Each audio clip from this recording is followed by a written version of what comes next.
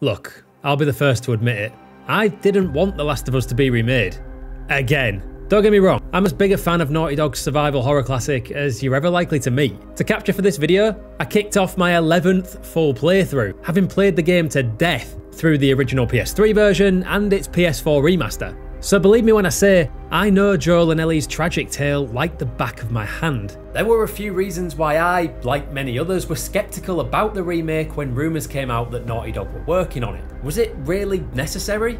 Could the difference really be worth rebuilding it all the way from the ground up again? Was I really gonna buy the same game for the third time? Well, yeah, I was, because last week all those questions were firmly put to rest when the official announcement of The Last of Us Part 1 was revealed. Whether you've shivved a million clickers on hundreds of playthroughs, or you're taking your first tentative steps into infected territory, here's why you simply have to play The Last of Us Remake. The Last of Us first released back in 2013 and broke new ground in almost every possible way. It was one of those rare games that transcended the video game space to become a truly great piece of modern media art. Winner of countless Game of the Year awards and held aloft for its heart-wrenching story, for the time unbelievable graphics, and stellar survival horror gameplay. It was an instant classic and for good reason. So why does it need a remake?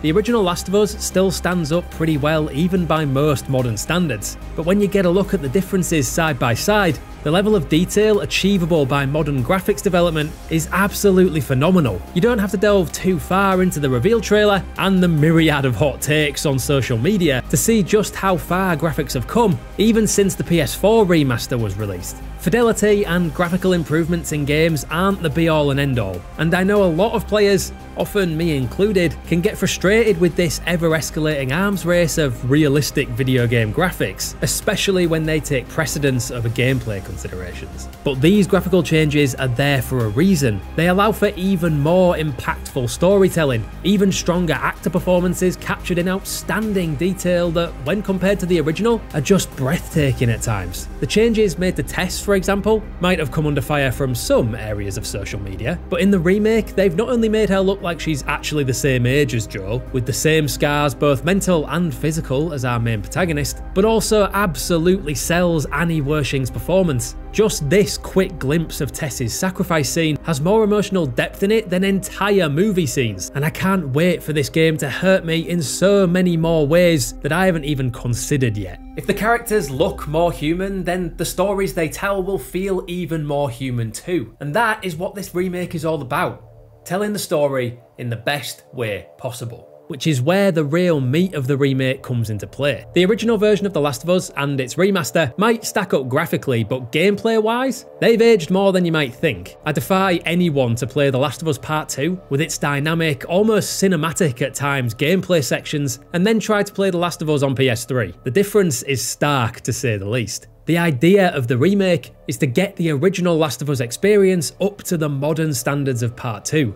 You can not like Part 2 for a lot of reasons, but one thing you can't argue with is just how good that game feels to play. Sadly, details on just how the gameplay will be enhanced are thin on the ground, short of the fact that it'll be modernised, but that leaves plenty of potential for improvement. One of the biggest criticisms of the original Last of Us is how clunky the combat can be. Hits not registering, the constant issue with trying to fight effectively on stairs, Joel's rigidity, especially when running full tilt, and that's before we even get to the lack of a jump and the inability to go prone. It made playing through the original game a lot more frustrating than it really needed to be, especially if you were brave enough to try out grounded difficulty. A lot of these issues were fixed in Part 2, and while I don't think we can expect Joel to get the ability to jump, a lot of the game's more puzzly sections would be broken with a jump button, and level design isn't something Naughty Dog are likely to mess with, even with a ground-up remake. But giving Joel the power to lie flat on his stomach can surely be added without too much fuss and minimum level-breaking consequences. A shake-up to enemy AI, so they behave a little more tactically and a little less "I wanna die painfully," will no doubt be a top priority, and I fully expect to hear enemies calling out to each other by name and emotionally lamenting their demise whenever Joel shows shotguns one of their faces off, just like they do in part 2. Add haptic feedback into the mix for when you really want to feel that clicker nom down on your neck. And it's easy to see that this remake isn't just about looking pretty, there's some substance to go with the style. Which brings us ultimately to the whole point of this remake, retelling the emotional sucker punch story of The Last of Us in the most impactful way possible.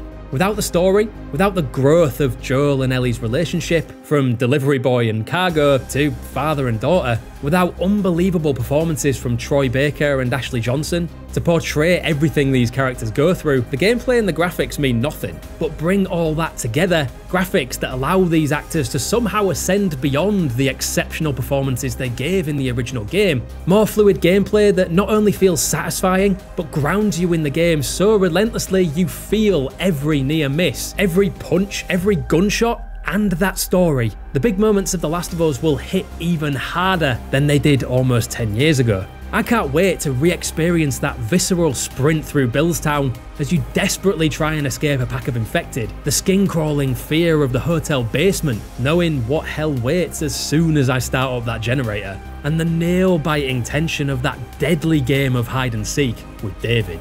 And look, I get it, I love The Last of Us and have for almost a decade, so I'm ripe for the picking when it comes to a remake. But one of the best things about the remake is it's a perfect jumping on point for anyone who missed the boat last time. If you've never experienced this incredible game, then The Last of Us Part 1 gives you the best possible way to do so. There's undoubtedly legitimate criticism to be made of a remake of an already remastered game that has yet to reach its 10th birthday. The £70 price tag especially might leave a bad taste in some people's mouths, and that's entirely fair. But to argue this remake isn't necessary, that it simply isn't worth playing, we're gonna have to agree to disagree on that one.